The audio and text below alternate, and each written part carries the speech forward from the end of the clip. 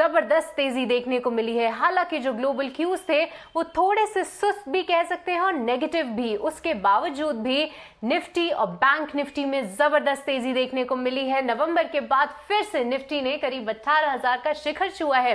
वहीं सेंसेक्स को देखें हम तो वो भी 60,000 के पार जाकर बंद हुआ है और साथ ही बैंक निफ्टी में क्लियरली एक आउट परफॉर्मेंस देखने को मिली है।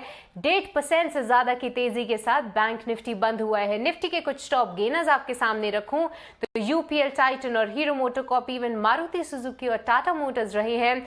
वहीं बिकवाली का शिकार सबसे ज्यादा निफ्टी 50 में विप्रो हुआ है। साथ ही जो मिड कैप और स्मॉल कैप सेक्टर्स है वहां पे भी तेजी देखने को मिली है। पर चलिए आइए अपने साथ अब जोड़ लेते हैं पूजा त्रिपाठी को, जो कि पूरी अपडेट देंगी हमें आज के मार्केट्स की। इनके अलावा कौन से सेक्टर्स और शेयर्स आज फोकस में रहे हैं, पूजा बताइए। जी, बाजार में आज लगातार दूसरे दिन तेजी देखने को मिली। शुक्रवार को भी हमने देखा था एक रिकवरी आई थी और आज भी वो तेजी कंटिन्यू होते हुए दिखाई दी। और आज ये जो लेवल थे 17 नवंबर 2021 के बाद आज निफ्टी में 18,000 के लेवल्स देखने को मिला। बैंक निफ्टी में भी शानदार तेजी आज के सेशन में देखने को मिली है। सुबह जो हम बात कर रहे थे तो ग्लोबल संकेत भी कमजोर थे, लेकिन उसके बावजूद बाजार में आज अच्छी रैली देखने को मिली है। हम नतीजों में भी एंट्री, अर्निंग सीजन में भी एंट्री कर चुके हैं। इसके अलावा बजट भी आने वाला है, चुनावी तारीख अनाउंस हो चुकी है। तो इस बीच मार्केट में शानदार तेजी इस वक्त बनी हुई है और बैंक, फाइनेंशियल और रियल्टी शेयरों में काफी अच्छी तेजी है। इसके अलावा आज के सेशन में हमने देखा कि सभी सेक्टोरल इंडेक्स हरे निशान में थे और इसमें छोटे मझौले सेक्टर और स्टॉक्स ने भी पार्टिसिपेट किया खबरों के दम पर। निफ्टी में सबसे पहले गेनर्स की आपको बात बता दें तो UPL, Titan, L and T, HDFC limited, ये कुछ ऐसे स्टॉक्स थे जहां पर की शानदार तेजी थी। गिरने वाले शेयरों में Wipro, Divis lab, Nestle, Tata consumers, यहाँ पे कमजोरी देखने को मिली है। खबरों वाले शेयर्स में आज एवेन्यू सुपरमार्ट्स में हलचल थी। अनुमान के मुताबिक नतीजे देखने को मिले और उसके बाद दिन भर आज एवेन्यू सुपरमार्ट्स में भी तेजी बनी रही, लेकिन ऊपरी स्तरों से बीच में कुछ मुनाफा वसूली भी हमें देखने को मिली। लेकिन खबरों के दम पर आज स्टॉक में काफी एक्शन था। टीसीएस, यहाँ पर भी तेजी थी। 12 जनवरी को नतीजों के साथ बायबैक पर भी चर्चा करेगी कंपनी और उसके चलते यहाँ पर भी एक्शन था। जीएमआर इंफ्रा 5% ऊपर था। डीमर्जर की एक्स डेट कल है और नॉन एयरपोर्ट कारोबार का डीमर्जर होगा। इसके अलावा पेटीएम, मैक्वारी की जो नेगेटिव रिपोर्ट आई थी 25% लक्ष्य घटा दिया है। इसके चलते आज स्टॉक ने भी नेगेटिव रिएक्ट किया। तो ये तो खबरों वाले एक्शंस थे। इसके अलावा कुछ और भी चुनिंदा मिड कैप स्टॉक्स थे जहां पर की एक्शन था। इसमें Adani power, Aarti industries, BHEL, bank of Baroda, यहाँ पर शानदार तेजी देखने को मिली। ऑटो शेयरों में Hero Moto, Maruti Suzuki, Tata Motors, Bosch, ये दिन भर आज मजबूती के साथ कारोबार कर रहे थे। और बैंकिंग में आज लार्ज कैप स्टॉक्स में तो एक्शन था ही, लेकिन छोटे मझोले बैंकों की बात करें तो फेडरल बैंक और सिटी यूनियन बैंक में भी अच्छी तेजी थी और इसके अलावा एसबीआई और कोटक महिंद्रा बैंक भी इस तेजी को लीड कर रहे थे। धन्यवाद पूजा, मार्केट का पूरा एक्शन हमारे सामने रखने के लिए। क्लियरली आखिरी में जो आपने कहा कि बैंकिंग स्पेस में जबरदस्त एक्शन था और एक जो बैंकिंग सेक्टर, बैंकिंग स्टॉक उसमें से था एक्सिस बैंक, जिसमें करीब 2.25% की आज हमने तेजी देखी और आज एक्सिस बैंक का मैनेजमेंट भी हमारे साथ जुड़ा था। ओमिक्रॉन के कारोबार पर कितना असर पड़ा है और साथ ही ईएसजी को लेकर एक्सिस बैंक के डेप्यूटी एमडी राजीव आनंद का क्या कहना है, ये दो पर्टिकुलर थीम पे आइए उनके विचार जानते हैं। हमने देखा है वेव 2 जब आया था, by that time the economic activity काफी शुरू हो गई थी। व्हेन वेव 1 हैपेंड, ये हम तो 3 महीना कंप्लीट लॉकडाउन में थे। Economic activity came to a complete standstill. by the time wave 2 happened, हमारी इकोनॉमी चल पड़ी थी। ये हम अब देख रहे हैं कि ये ओमिक्रॉन रिलेटिवली माइल्ड है एंड सो देयरफॉर हमें लगता है कि इकोनॉमी पे इम्पैक्ट काफी कम होगा। सो हो सकता है थोड़ा बहुत, बट ऐसा नहीं है कि जैसे हमने देखा था इन लेट अस से वेव 1 और इवन वेव 2। चलिए अब आगे बढ़ते हैं और फोकस करते हैं। आज एक जो स्टॉक जबरदस्त सुर्खियों में रहा और वो था जीएमआर इंफ्रा, जिसमें आज करीब 5% से भी ज्यादा तेजी देखने को मिली। और सिर्फ आज ही नहीं, पिछले 6 महीने में देखें तो स्टॉक करीब 50% का रिटर्न दे चुका है। हम जानते हैं कि वो अपना एयरपोर्ट कारोबार डीमर्ज कर रहे थे, पर इससे जुड़ी क्या खबर है और आज ही क्यों ये स्टॉक एक्शन में था, ये पूरी डिटेल्स लेकर हमारे साथ सौमित जुड़ रहे हैं। सौमित बताइए।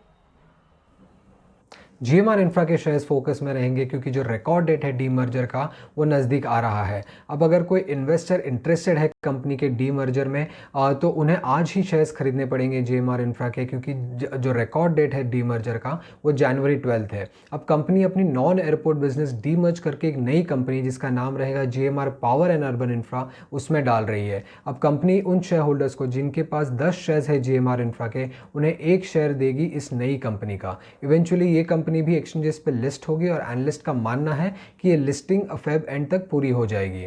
अब अगर हम वैल्यूएशंस को देखेंगे तो 6 ब्रोकरेज कवर करते हैं जीएमआर इंफ्रा को, और उनकी जो एवरेज वैल्यू उन्होंने असाइन की है जो एयरपोर्ट बिजनेस को वो करीब 34 रुपीज़ की है, और जो नॉन एयरपोर्ट बिजनेस है उसको उन्होंने जो एवरेज वैल्यू असाइन किया है वो करीब 11 रुपीज़ का है। बट कंपनी का जो नेट वैल्यू है वो थोड़ा नीचे आ जाता है 37 रुपीज़ पे, क्योंकि कंपनी में हाई डेट है। अब ये वैल्यूएशंस कंपनी के नए इंडोनेशियन एयरपोर्ट वेंचर को कंसिडर नहीं करती है, क्योंकि ये अनाउंसमेंट हाल ही में आई है और इससे कोई कंपनी को अब तक रेवेन्यू नहीं मिल रही है। अब चूंकि कंपनी के शेयर प्राइस ये एवरेज वैल्यू से काफ़ी हाई पे ट्रेड कर रहे हैं, करीब 24% प्रीमियम पे, इंटरेस्टिंग रहेगा ये देखना कि मार्केट इन दोनों बिजनेसेस को क्या वैल्यू असाइन करती है, और ये हमें जैन 11 को मालूम पड़ जाएगा। अगर आप एग्जांपल के तौर पे देखेंगे तो अगर जैन 10 को जीएमआर के शेयर प्राइस 50 रुपये पे क्लोज होते हैं और अगर जैन 11 को वो 30 रुपये पर शेयर पे ट्रेड करना शुरू करते हैं, तो इसका मतलब ये होता है कि मार्केट ने 30 रुपये का वैल्यू असाइन किया है कंपनी के एयरपोर्ट बिजनेस को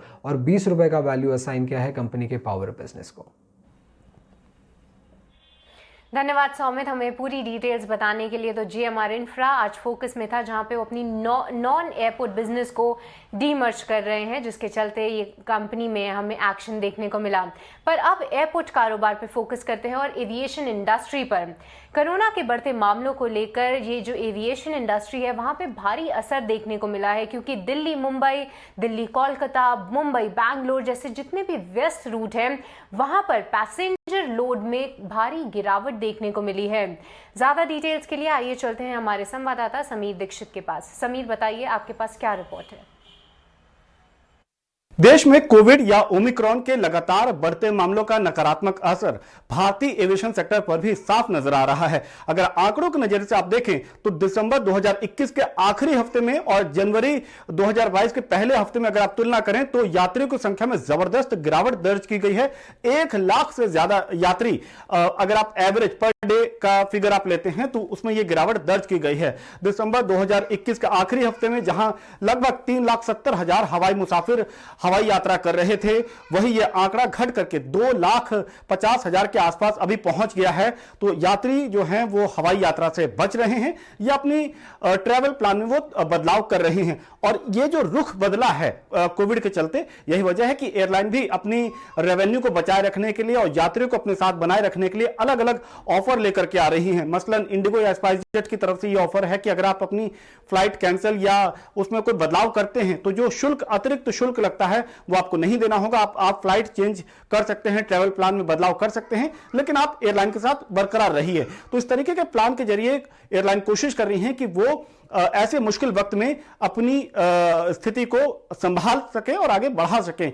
एक और आंकड़ों के नजरिए से अगर आप कोविड के नकारात्मक असर को समझना चाहें तो दिसंबर 2019 यानी कि प्री कोविड पीरियड में जब कोविड का कोई असर नहीं था, तब तमाम एयरलाइन का जो पैसेंजर लोड फैक्टर था वो काफी बेहतर था, 85% से ज्यादा था। जबकि अभी जो है तमाम एयरलाइंस का जो पैसेंजर लोड फैक्टर है वो 60% से नीचे या इसके आसपास पहुंच गया है। तो एयरलाइन के लिए जरूर ये एक मुश्किल का समय है और कोशिश यही की जा रही है एयरलाइन की तरफ से कि वो अलग अलग ऑफर के जरिए इस मुश्किल समय को पार कर पाए और हवाई मुसाफिरों को अपने साथ बनाए रखें। धन्यवाद समीर। ये एविएशन इंडस्ट्री पे किस तरीके से ओमिक्रॉन का असर देखने को मिल रहा है ये हमारे दर्शकों के सामने रखने के लिए पर चलिए अब आगे बढ़ते हैं और इक्विटी मार्केट और सेक्टर्स और स्टॉक से हटकर कमोडिटी मार्केट्स पे नजर डालते हैं। कमोडिटी बाजार में किस तरीके का एक्शन देखने को मिल रहा है, सोना चांदी और साथ ही एग्री कमोडिटीज में क्या एक्शन हम अभी इस समय देख रहे हैं, उसके लिए विश्व मोहन को हमारे साथ जोड़ लेते हैं। विश्व मोहन, बताइए क्या अपडेट है। चलिए, कमोडिटी मार्केट की अगर कुछ बड़ी खबरों की बात करें तो गोल्ड में लगातार दबाव बना हुआ है और आज के सत्र में भी लगातार कमजोरी है।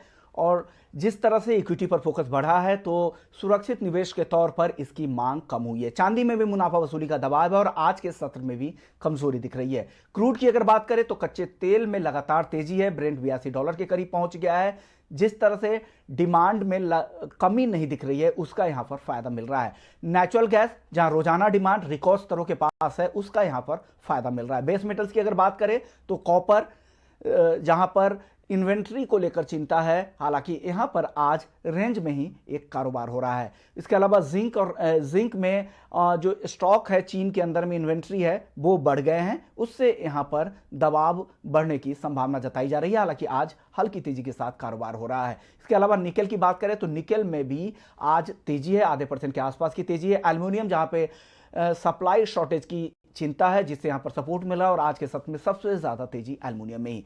एग्री मार्केट में मेंथा ऑयल जहां पर निचले स्तरों पर खरीदारी लौटी थी लेकिन अब वापस से यहां पर दबाव है, मुनाफा वसूली का दबाव है।